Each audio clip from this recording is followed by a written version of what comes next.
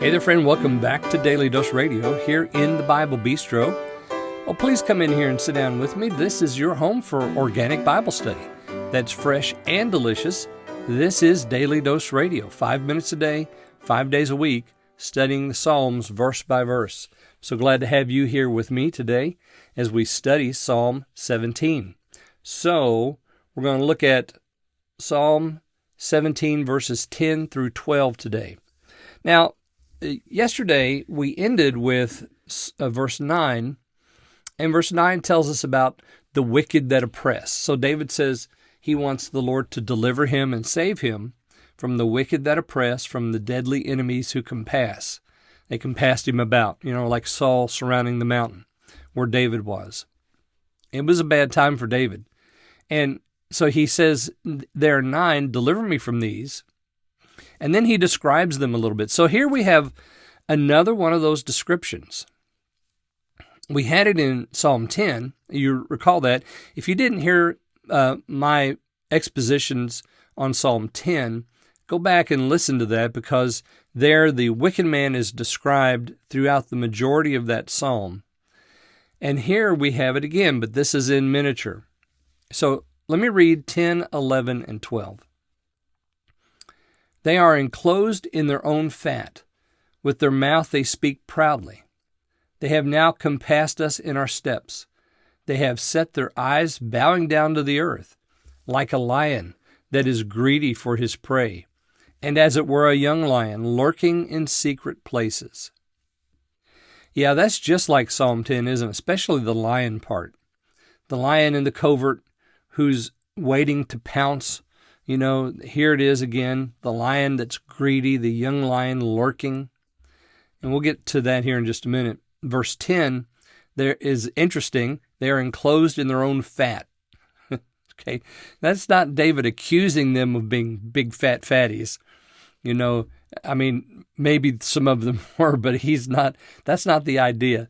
The idea is that they're prosperous. They have created, with their wickedness, a prosperity for themselves.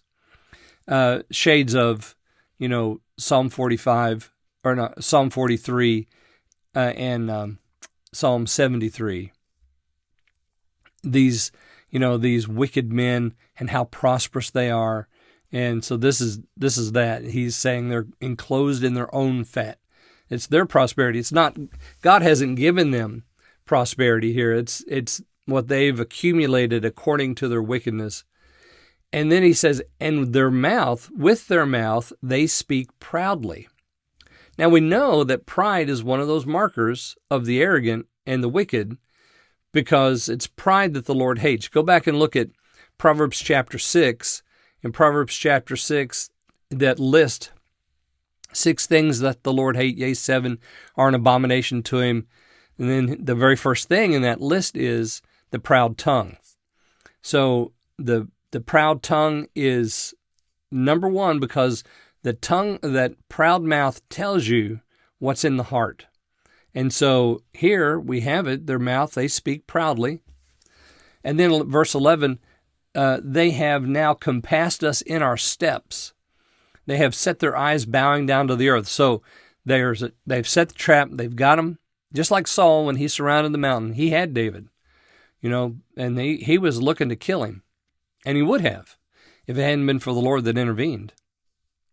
And then we have verse 12, like as a lion that is greedy for his prey. All right, where do we find out about the lion in the New Testament? We find out that the devil prowls around like a lion, seeking someone to devour.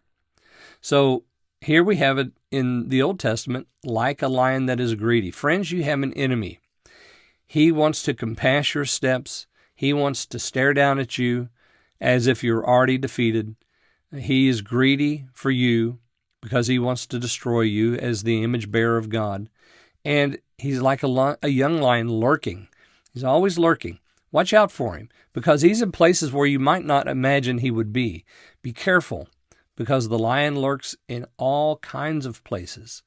You have an enemy. Pray to the Lord today that he would deliver you from your bloodthirsty enemy, the one who wants to destroy you.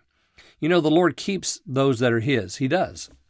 And but which doesn't that doesn't, keep us from praying that the Lord would keep us, and pray that the Lord would show us those lurking places and show us the places that we need to avoid, because there are a lot of places that we go as believers that we have no business going to.